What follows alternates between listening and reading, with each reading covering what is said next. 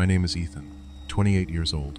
No wife, no children, no pets, and no need to connect with anyone after sunset. That's why I chose to be a last-mile delivery truck driver for a private courier company in Arizona. My work starts at 10 o'clock at night and ends around 5 o'clock the next morning. The familiar route is Interstate 10, a long, winding black strip of asphalt cutting across the desolate desert. Many people say driving through the dark, murky desert for 7 hours is torture, but for me it's a privilege. I'm a caffeine addict and a loner. I like the feeling of the noisy world outside shrinking, fitting perfectly into the dim headlights of my truck. And the only sounds that keep me company are the steady hum of the engine and the strong smell of black coffee in the cabin. Everything had been running in a monotonous but safe rhythm for over a year. Every night, I'd go to the warehouse to pick up the order list, take a big sip of coffee, turn on the dusty radio to listen to old country music, and then hit the gas pedal. Until one night in the middle of the month, all the normal routines started to go off track. It was Tuesday, and I was walking around to the back of the truck to check the latch on the cargo bed one last time before leaving from the abandoned warehouse in the suburbs of Tucson. The flickering neon lights of the warehouse shone down on a strange square object tucked away in the most secluded corner of the truck bed. It was a wooden crate sealed shut with rusty nails, its surface rough and old. It was completely different from the square cardboard boxes, taped shut with standard company tape that bobbed around. I walked closer, searching for a shipping label or barcode, but there wasn't a single piece of paper. It was about the size of a large suitcase, lying there, motionless and isolated. I hesitated for a moment, telling myself it was probably smuggled goods from the warehouse manager trying to make some extra money, or just an old shipment left over from the previous shift that the loaders had forgotten to unload. Night shift delivery times were very strict. Even a 10-minute delay resulted in a pay cut. I shrugged it off, thinking, let other people worry about their own business. I pulled open the truck door, slammed the metal latch shut, climbed into the driver's cab, and turned the key to start my shift, completely unaware that I had just transported something that shouldn't have been there. This strange phenomenon didn't stop on that Tuesday night. It began to repeat itself systematically on Tuesday and Thursday night shifts every week. The old, dust-covered wooden crate would mysteriously appear in the back corner of the cab without ever passing through the warehouse's barcode scanner. I tried asking the warehouse manager about this anonymous package, but he just brushed it off and snapped. Just focus on driving on time. Don't bother asking questions. I shrugged it off until the first sounds appeared. It was late Thursday night, my truck speeding along a dark stretch of highway with no streetlights. From the back of the truck bed, through the metal bulkhead, a rhythmic tapping sound began. I jumped, quickly turning off the country music radio to listen. The cabin immediately fell into a suffocating silence since only the rumbling engine and the regular tapping could be heard. The pauses between the taps were insanely precise, rhythmic, and patient. An old memory from my time in the military made me realize it was exactly like the structure of Morse code. I held my breath, my hands gripping the steering wheel, trying to count each tap in my head as the truck continued its descent into the night. Then I suddenly realized a frightening pattern. The knocking sound only occurred when the car passed through deserted stretches of road, hidden from streetlights, and as soon as I accelerated into the brightly lit rest areas along the highway, the sound immediately ceased. All my endurance and self-deception crumbled on a rare desert rain night. Heavy raindrops pounded against the windshield, creating a gloomy, damp atmosphere. Precisely at 2 o'clock in the morning, the knocking from behind suddenly changed rhythm. It was no longer slow and deliberate, but rapid, decisive, and prolonged, as if the entity inside had lost all patience. I strained my ears, deciphering each character in my head, and then my whole body stiffened, sweat pouring down my back. The Morse code was repeating a message, ETHAN 432. That was my full name and the first 3 digits of my secure social security number. No way. What the hell is this? I exclaimed, my voice trembling in the empty cockpit. Overwhelming fear seized me, suffocating my chest. How could an inanimate package possibly contain top-secret personal information that even my closest colleagues at the company couldn't access? This certainly wasn't a prank or a coincidence. Something or someone was using this wooden crate to infiltrate and manipulate my life. I hastily pulled over to the side of the deserted road, turned off the engine, and stared at the cockpit partition through the rearview mirror. with a question stuck in my throat. Who was behind me, and why did it choose me? The eerie silence after the Morse code didn't bring me any relief. On the contrary, it was like the calm before a storm. The rhythmic tapping had completely disappeared. Instead, something else appeared. Just as I was about to turn the key to restart the engine, a faint rustling sound came right next to my ear. I spun around. Through the small gap in the metal partition between the cab and the cargo area behind it, a crimson envelope was slowly being slipped through. It plopped down onto the floor of the truck, right next to the accelerator. My whole body trembled, my mouth agape, but I couldn't utter a word. Someone was right behind this partition, separated from me only by a thin layer of metal. Trembling, I picked up the envelope and tore it open. Inside, there was no handwritten text. It contained only a small piece of paper cut from an official navigation map, precisely showing my route that night. On the map, a bright red X was circled around a deserted fork in the road, a sandy trail leading deep into an unnamed desert region. Below the X was a phrase cut from newspaper clippings: "Be present before 3 a.m." The anonymous person behind me offered no reason, explanation, or specific threat for this request. That ambiguity created a psychological void, suffocating and oppressive, gripping my mind.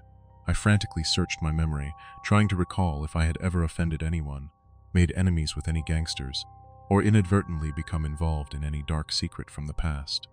But my mind was completely blank. I was just an ordinary delivery driver, an insignificant nobody, so how could I have been thrust into this bizarre situation? The clock on the dashboard was flashing 2:40 a.m. The turnoff to that deadly road was only about 5 miles from my location. The request to turn there in the middle of the night was insane, not to mention a serious violation of the delivery company's strict regulations. "No, I won't listen to a psychopath," I roared in the cabin, trying to muster up courage. I decided to resist. I gripped the steering wheel tightly, slammed on the gas pedal, and sped the truck through that deserted turnoff, continuing straight on the main highway, hoping to reach the central depot sooner to report to the police. But I was too naive. Just as the clock was ticking past 3 a.m., the truck suddenly came to a halt. The brakes went completely limp, losing all pressure. At the same time, the entire electrical system on the dashboard began flashing wildly. The speedometer needle plummeting to 0, even though the truck was still hurtling forward by inertia. I slammed on the brakes repeatedly in vain, screaming, "Open! Let me out! What the hell is this?" The truck was no longer under my control. I knew I had officially crossed the point of no return, and all attempts to evade were futile, as an invisible hand was interfering from within. At exactly 3 o'clock in the morning, a jarring noise from the top of the truck startled me. Through the windshield, under the dim light of the flickering electrical system, a thick, dark liquid, like engine oil mixed with fresh blood, began to spill from the top of the truck. It smeared, clung to the glass, and quickly obscured my vision. The truck swerved, completely losing control as it crossed the median and crashed into a pile of old wreckage on the side of the desert road. The impact was so strong that I hit my head on the steering wheel, feeling dizzy. The front axle of the truck was broken in two, and thick white smoke billowed from the hood. I fumbled for my phone on the dashboard, but the screen had lost all signal. The truck's radio suddenly switched on, but instead of a distress signal, it emitted a crackling, distorted sound mixed with the eerie cacophony of a man's giggling. I yelled into the radio, "Who's there? Help me! Can anyone hear me?" All I heard in response was a long, chilling laugh. My belief in a simple technical malfunction or a prank shattered completely. Violence and deadly danger were imminent. I clutched my bleeding head, glanced in the side mirror, and was instantly paralyzed with horror. The rear door of the truck, activated at some point, was automatically swinging open. The wooden crate, previously sealed with nails, was now shattered from the inside, shards of wood scattered across the truck bed. From the darkness of the crate, a tall, thin, deformed figure with abnormally contorted joints emerged. The creature moved on all fours, clinging to the sides of the truck before crawling upwards towards the cabin roof at breakneck speed, like a giant spider. At that moment, the GPS navigation screen on the dashboard suddenly lit up again. The map no longer displayed the route or my current location. Instead, a blood-red message scrolled across the screen. "You think you're the driver, but we're the ones who choose the destination." I collapsed onto the cabin floor, my breath catching in my throat in utter helplessness. I realized I had never been a free driver on these roads. My entire journey, my work, and even my life up to now have been meticulously orchestrated by an anonymous force, all in preparation for this horrific delivery tonight. I was found the following morning by a highway patrol car in a state of utter panic. When the officers arrived at the scene, I was huddled, trembling under the wrecked truck, my body covered in scratches and blood dried from my head. 3 weeks had passed since that horrific night. I immediately resigned from my job, cut off all contact with the transport company, and packed up my belongings to move to a small utility apartment in the heart of bustling Phoenix. After taking my statement, the local police quickly concluded it was a simple accident caused by the driver falling asleep at the wheel. They refused to investigate further because, during the scene investigation, they found no fragments of the wooden crate nor any trace of the mysterious shadow. They looked at me sympathetically and said, "You're just traumatized after the accident, get some rest." But I knew I wasn't insane. Since then, I've suffered from severe insomnia. The fear of darkness consumed me, preventing me from ever venturing near the steering wheel or venturing out after sunset. The mystery of what lay inside the wooden crate and the organization behind the manipulation of the eerie navigation system remained a huge unanswered question, a black hole lurking to destroy the little piece I had left. Until yesterday afternoon, when I stepped down to the lobby to check the mailbox in front of my new apartment on the 5th floor, my heart stopped. Lying silently among the utility bills was a familiar crimson envelope. The back of the envelope had no sender's name, no address, only 3 short and 3 long lines scrawled in black ink, the Morse code for SOS. As I tremblingly opened the envelope, a rusty nail from the wooden crate fell to the floor with a dry, sharp sound. The nightmare was far from over. It had only just begun a new cycle. Outside the window, darkness was beginning to fall, and a desert night rain was starting to pour down, pattering against the glass, and then from the other side of my empty bedroom wall, the rhythmic, steady tapping began to echo.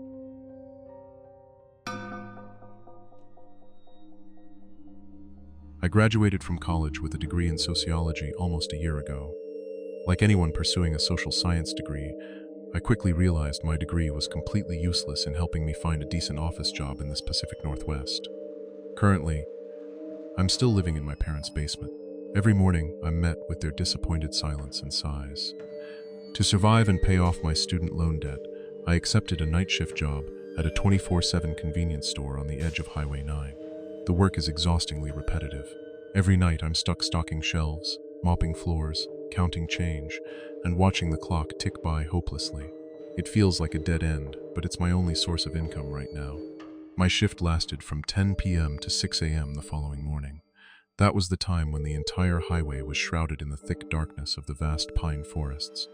The shop was very old. The fluorescent lights on the ceiling constantly emitted an irritating buzzing sound and occasionally flickered erratically. The surrounding area was so isolated that the phone signal frequently dropped, turning it into a lonely oasis. At this hour, the town was practically dead. Only occasionally did a few large container trucks pass by, or a few long-distance drivers stop in for a cup of black coffee to stay awake. Having to deal with all sorts of strangers in the middle of the night, from drunkards and drug addicts to homeless people with vacant stares, kept me on high alert behind my protective glass counter. That night, the clock struck 2 a.m. It began to rain heavily, the heavy raindrops pounding against the corrugated iron roof and the glass doors of the shop for the past hour. Not a single customer had come by, so I began tidying up the counters and shelves to prepare for an early end to my shift. Just then, an old black pickup truck pulled up to the puddled parking lot. The driver didn't get out. He switched off his fog lights, then repeatedly flashed his high beams directly at the storefront where I was standing. The horn blared in short, urgent, and impatient bursts. Despite my premonition of something bad and the store's strict policy of not leaving the counter during the night shift, I decided to grab my metal flashlight and step outside to see if they needed help, hoping for a quick solution so I could go home. The moment I stepped out of the automatic door, the roaring rain immediately engulfed me, completely severing my connection to the warm and safe space inside the store. Amidst the torrential rain beside the pickup truck whose engine roared and spewed out acrid smoke, I saw the window roll down slightly, just enough to reveal 2 people inside. At that moment, I faced 2 choices: either turn around and run inside, locking the doors to save my life or approach, thinking their vehicle might have suffered a serious breakdown and needed roadside assistance in the middle of the storm. I chose to approach, but my right hand gripped the heavy metal flashlight tightly as a weapon for self-defense, my eyes fixed on the driver's hands, wary of them suddenly drawing a weapon to attack. The driver was a middle-aged man with a gaunt, pale face, and beside him was a woman with disheveled hair. Both looked at me with utter terror. The man didn't open the car door. Instead, he quickly thrust a soaking wet piece of paper into my hand and shouted through the window that a wooden bridge at the forest turnoff ahead had been swept away by the flood, and a car had just plunged into a ravine. The woman beside him nodded repeatedly, her voice trembling as she added that they had narrowly escaped death there, and that a severely injured woman was trying to crawl up from the stream to find help. The details they provided matched the current flood situation perfectly, but the man's tone sounded overly dramatic, more like a memorized and rehearsed speech than a genuine, panicked plea for help. When I tried to ask for more specific information so I could use the shop's landline to call the traffic police, the man immediately rolled up the window, shifted gears, and sped off into the pouring rain, leaving me standing bewildered in the parking lot. Back inside the warm counter, I unfolded the wet piece of paper. Inside wasn't a plea for help or a phone number, but a scrawled line in red ink. "Don't look the woman at the cashier at 2:15.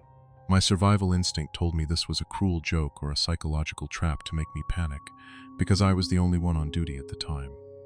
I hesitated between locking the door and running home immediately, or staying because if this was a staged robbery, revealing myself at this moment would make me a prime target for anyone lurking outside. It was exactly 2:15 a.m. No one entered through the front door, but I suddenly heard a soft click coming from the storage room door in the dark corner at the end of the hallway. I quickly grabbed the baseball bat hidden under the counter and crept towards the source of the sound, but the storage room was completely empty, with only the back door leading to the emergency exit slightly ajar. I pushed the door open and stepped outside, facing the pine forest behind the shop to check the shortcut the couple had mentioned.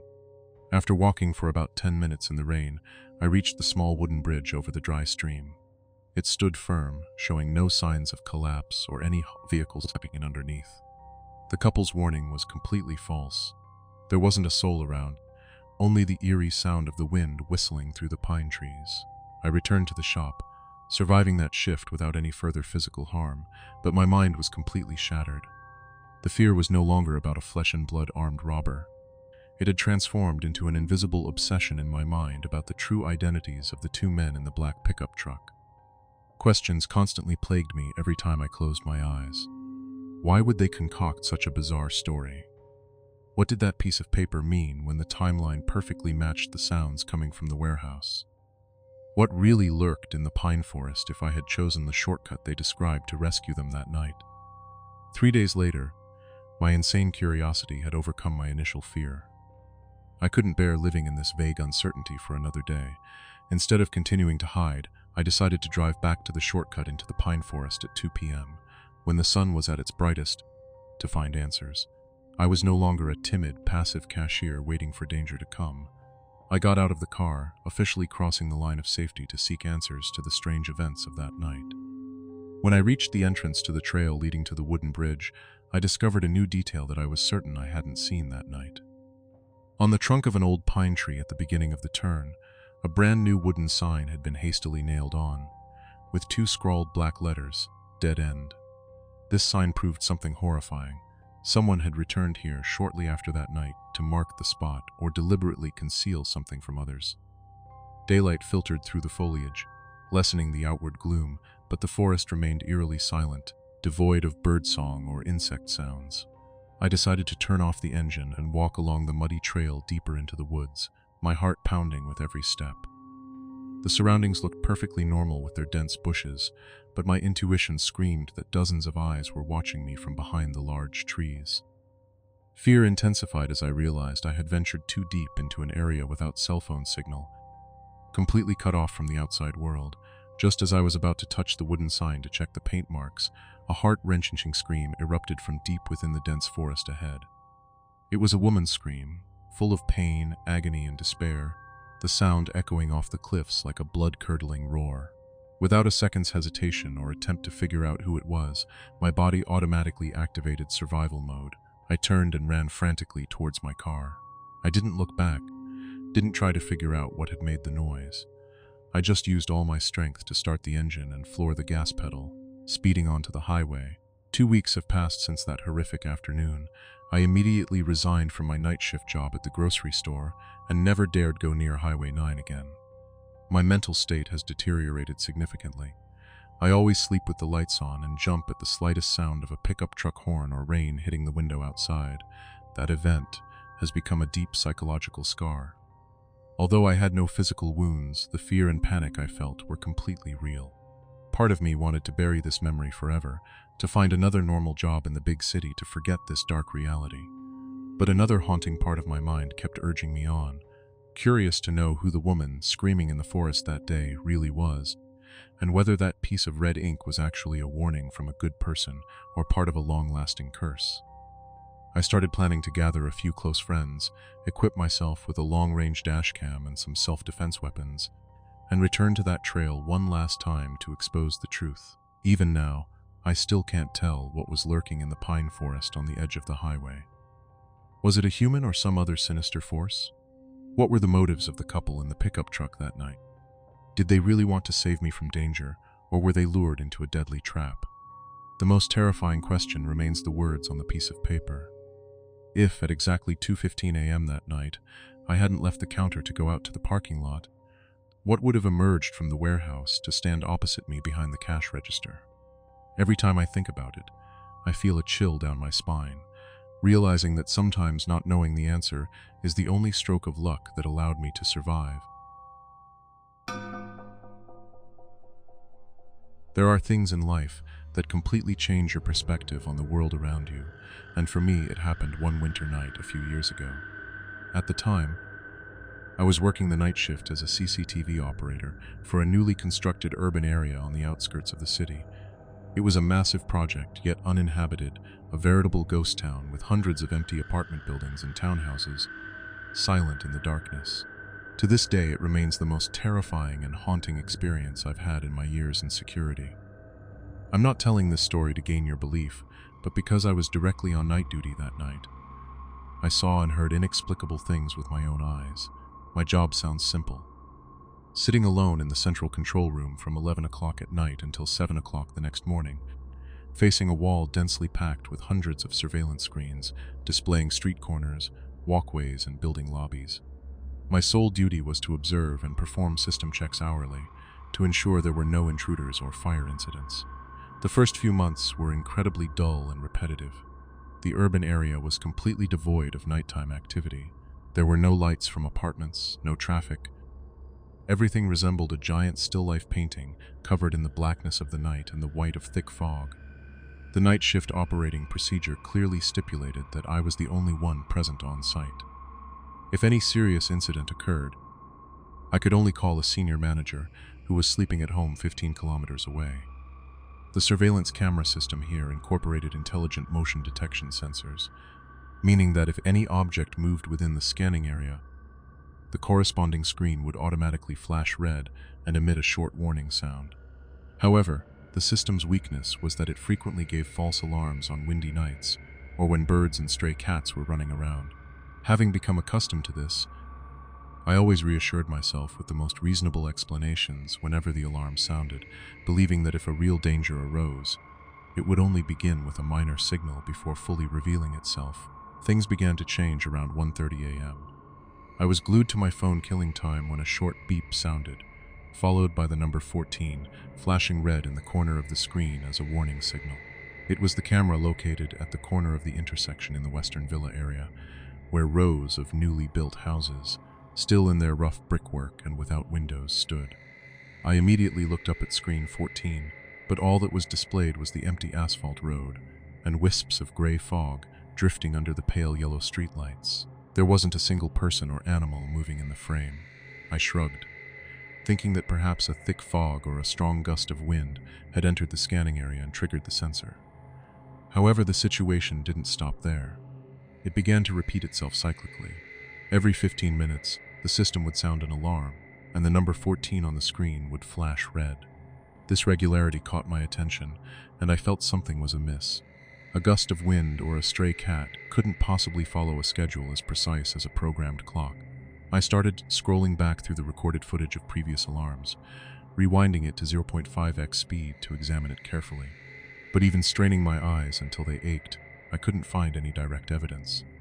The screen remained completely blank, only showing streaks of digital noise against a dark background. The complete mismatch between the system's recorded data and what I saw began to create an invisible psychological pressure. The intelligent system claimed there was a moving object, but the reality before my eyes contradicted it.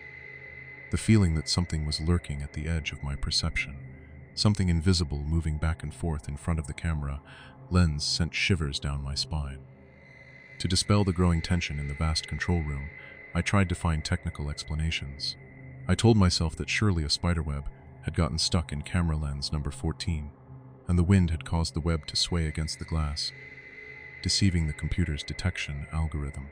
This self-justification helped me regain the necessary composure, as I was confident in my practicality, not easily intimidated by the ghosts of the night shift. My feigned composure completely shattered as the fourth shift began. Just as the clock struck 3:30 a.m., a sudden, deep, heavy sound assaulted my eardrums. It was a prolonged mechanical dragging sound, like someone scraping a large iron bar against the concrete floor of one of the unfinished buildings. The sounds were clearly audible through the external microphone system in the western area. Soon after, the alarm frequency from the cameras increased dramatically. No longer a 15-minute cycle, the sirens blared continuously from camera 14, then jumped to cameras 15 and 16. Each time I switched the video feed to check, the strange noise would abruptly stop, as if its creator knew exactly when I was watching, taunting and challenging my patience. The peak of the anomaly occurred at camera 16, the last security device protecting the entrance to the villa complex. The camera's monitor suddenly displayed severe static, the entire image turning pitch black, accompanied by crackling sounds, lasting about 3 seconds. When the signal stabilized, I was horrified to realize the camera's angle had been drastically altered. The lens was no longer pointed at the intersection as before, but had been twisted a few degrees to the left by someone or some strong force, pointing directly at a dark corner of the underground walkway. This mark was irrefutable physical evidence. No gust of wind or spiderweb could possibly move the fixed structure of an outdoor security camera, which was securely bolted to the wall.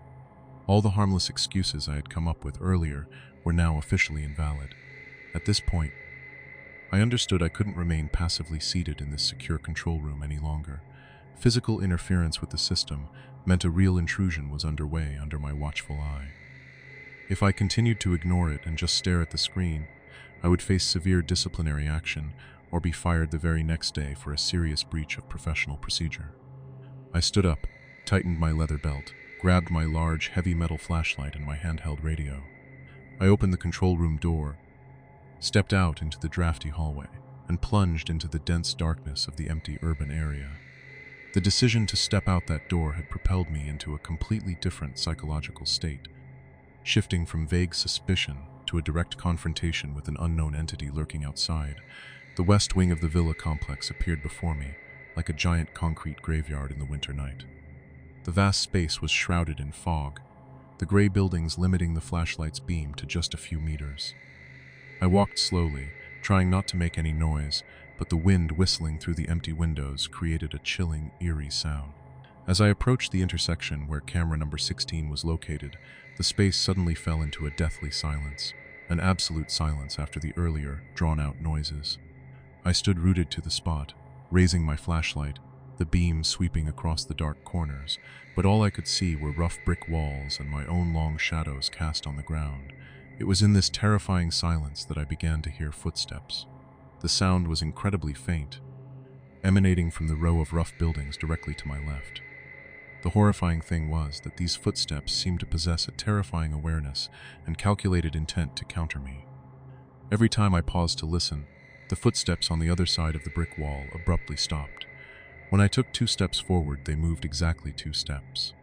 A game of witty counter-strategy was unfolding in the darkness, where the opponent had complete control over my every subtle movement while I was completely oblivious to them. The fear was no longer a vague feeling.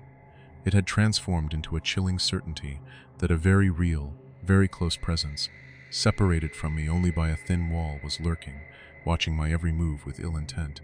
I clutched the walkie-talkie tightly, trying to sound as stern as possible as I could, shouting that I was security and demanding the person come out. But there was no response, only the sound of the winter wind whistling through the cracks in the door like a mockery.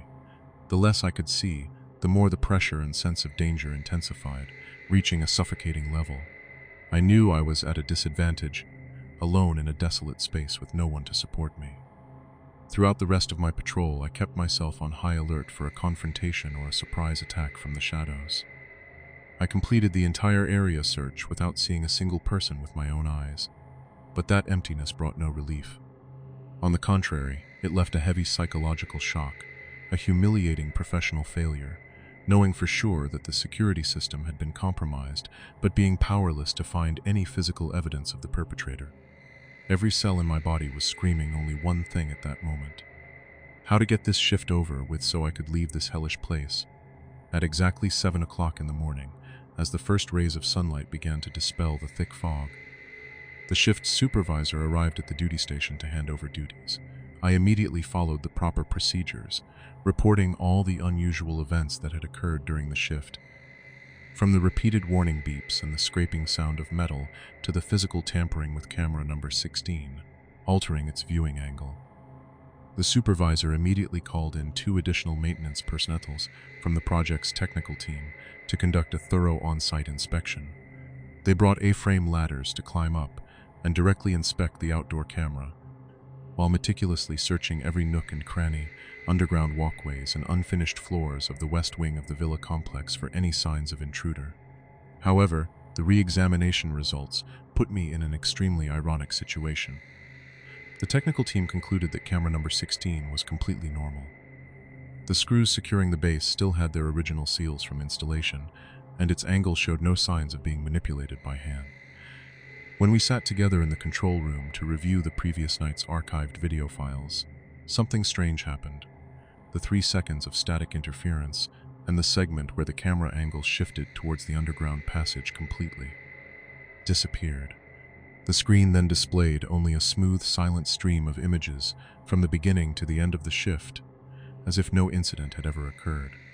The server system did not detect any source of interference or data deletion commands.